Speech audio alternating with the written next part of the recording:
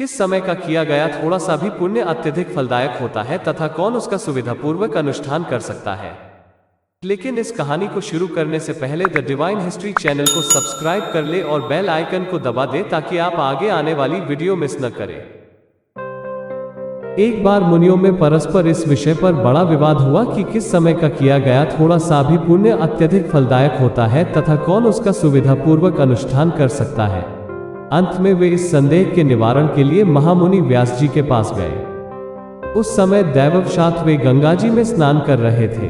ज्यों ही ऋषिगण वहां पहुंचे, व्यास जी डुबकी लगाते हुए ऋषियों को सुनाकर जोर से बोले, कलियुग ही श्रेष्ठ है, कलियुग ही श्रेष्ठ है। यह कहकर वे पुनः जलमग्न हो गए।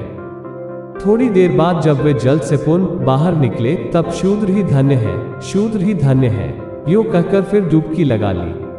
इस बार जब वे जल से बाहर आए तब स्त्रियां ही धन्य है, स्त्रियां ही साधु है, उनसे अधिक धन्य कौन है, यह वाक्य बोले। तदनंतर जब वे ध्यानादि से निवृत्त हुए तब वे मुनिजन उनके पास आए। वहां उन्होंने अभिवादनादि के बाद शांत होकर शुभागमन का कारण पूछा। ऋषियों ने कहा, हमें आप पहले यह बताइए कि आपने जो कलियुग ही श्रेष्ठ है, शूद्र ही धन्य है, स्त्रियां ही धन्य है, यह कहा, इसका आशय क्या है?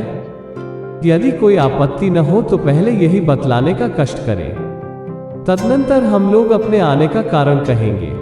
व्यास जी बोले, ऋषियों, जो फल सतयुग में 10 वर्ष तप, ब्रह्मचर्य और धर्माचरण करने से प्राप्त होता है, वही त्रेता में 1 वर्ष, द्वापर में 1 मास तथा कलियुग में केवल 1 दिन में प्राप्त होता है। इसी कारण मैंने कलियुग को श्रेष्ठ कहा है। जो फल सतयुग में योग, त्रेता में यज्ञ और द्वापर में पूजा करने से प्राप्त होता है, वही फल कलियुग में केशव का नाम कीर्तन करने मात्र से मिल जाता है।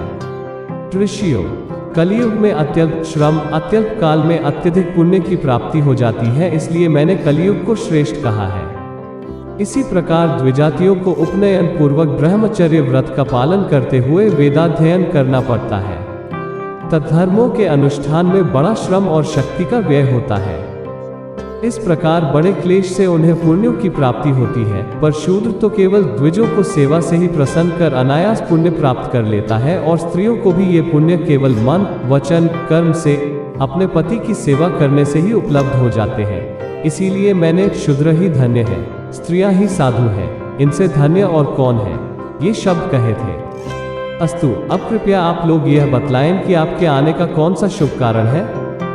ऋषियों ने कहा, महामुनि, हम लोग जिस प्रयोजन से आए थे वह कार्य हो गया। हम लोगों में यही विवाद छिड़ गया था कि अल्पकाल में कब अधिक पुण्य अर्जित किया जा सकता है तथा उसे कौन संपादित कर सकता है।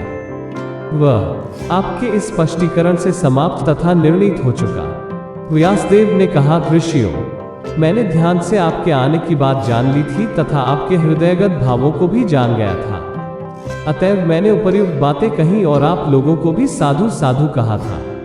वास्तव में जिन पुरुषों ने गुण रूपी जल से अपने सारे दोष धो डाले हैं, उनके थोड़े से ही प्रयत्न से कलियुग में धर्म सिद्ध हो जाता है। इसी प्रकार शूद्रों को द्विज सेवा तथा स्त्रियों को पति सेवा से अनायास ही महान धर्म की सिद्धि, विशाल पुण्य राशि की प्राप्ति हो जाती है।